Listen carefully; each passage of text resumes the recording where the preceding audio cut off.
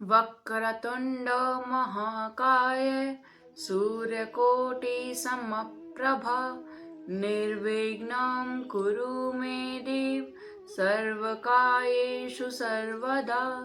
ओम। श्री गणेश जी भगवान की जय, श्री सीता माता की जय, श्री रामचंद्र भगवान की जय, श्री हनुमान बाबा की जय, माँ सरस्वती की जय। हम रामायण का पाठ कर रहे हैं और इसे पढ़ने का और सुनने का एक ही फल होता है, इसमें कोई भी अंतर नहीं है। मैं रामायण पढ़ रही हूँ और आप मेरे साथ में इसका लाभ लीजिए। अब भरत जी ने राजा दशरथ का अंतिम संस्कार किया है और वह अभी बहुत ही व्याकुल हैं। अब हम आगे का प्रसंग जानते हैं। महाराजा दशरथ के निधन के बाद अयोध्या पूरी तरह से शोक में डूबी हुई थी। भरत जी इस दुर्घटना से पूरी तरह व्यथित थे। उनके मन में राम जी के वनवास और पिताजी की मृत्यु को लेकर अत्यंत शोक और गलानी थी कि राम जी के वनवास का कारण उनकी माता कैकेयी की हठधर्मिता थी। भरत जी का शोक इस बात से और गहरा हो गया था कि न केवल उन्होंने अपने पिता को खो चुके थे, बल्कि राम, लक्ष्मण और सीता जी सभी वनवास को चले गए थे। भरत जी ने स्वयं को अयोध्या के राज सिंहासन के लिए अयोग्य माना। उन्होंने स्पष्ट रूप से कह दिया राज सिंहासन पर केवल राम जी का अधिकार है और वे किसी भी प्रकार इसे स्वीकार नहीं करेंगे। उनके हृदय में राम जी के प्रति अति भक्ति, आदर और प्रेम था, लेकिन साथ में वर्तमान के कर्तव्यों को लेकर असमंजसता भी थी। महर्षि वशिष्ठ जी ने इस संकटपूर्ण समय में धीरज धरकर और विवेकशीलता का परिचय दिया। तब वे भरत जी को समझाने के लिए धर्म और मर्यादा और कर्तव्यों के आधार पर उपदेश देने लगे। वशिष्ठ जी ने भरत जी से कहा कि वे राजा और पुत्र दोनों के रूप में अपने कर्तव्यों को निभाने के लिए उत्तरदायी हैं। कहा कि शोक और विलाप की समस्या का समाधान नहीं होता। जीवन और मृत्यु शाश्वत सत्य है जो हर व्यक्ति के साथ घटित होती ही है। वशिष्ठ जी ने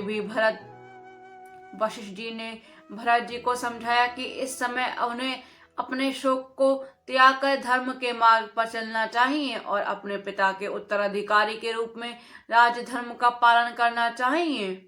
तभी वशिष्ठ जी कहते हैं, राम भी धर्म और मर्यादा का पालन करते हुए वनवास को गए हैं। उन्होंने भरत को धैर्य रखने के लिए और परिस्थिति को स्वीकार करने की सलाह दी। उनका संदेश यह था कि एक सच्चा राजा वही होता है जो अपने निजी दुखों को त्याग कर प्रजा का कल्याण के लिए कार्य करे। भरत जी अपने हृदय में यह विचार भी किया था कि केवल राम ही अयोध्या के सच्चे और योग्य राजा हो सकते हैं। इसी बीच महर्षि वशिष्ठ जी ने उनको अपने उपदेशों से प्रेरित किया। भरत जी के हृदय में यह संघर्ष था कि वे राजा बनने के योग्य नहीं हैं। वे स्वयं को श्याम जी के समान आदर्श और योग्य नहीं मानते हैं।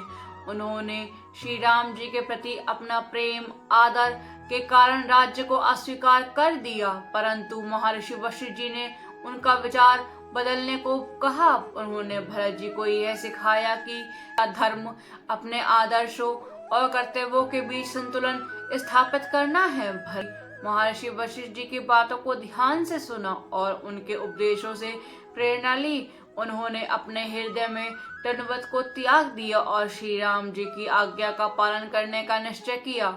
अब हम इसे अयोध्यापुरी भाषा में जानेंगे। आइए जानते हैं। अस विचार के दे दोसु भरत काहि कीजे, ये रोसु तात विचारु करहु मन माहि, सोच जोगु दशरथ निपुनाहि, सोचिए वे प्रज वेद विहीना, तजि निज धर्म विषय लैलीना, सोचिए नृपति जो नीति न जाना, जेहि न प्रजा प्रिय प्राण समाना, सोचिए वे सुकृपन धनवानो, जो न अतिथि शिव भगति सुजानो, सोचिए शूद वे प्रभुमानी मुखर मान, मुखर मान प्रिय ज्ञान गुमानी, सोचिए पुण्य पित वंचक नारी, कुटिल कलह प्रिय इच्छाचारी, सोचिए बटु निज व्रत परिहरई, जो नहीं गुरु आयुष अनुसरई, सोचिए ग्रही जो मोह वंश,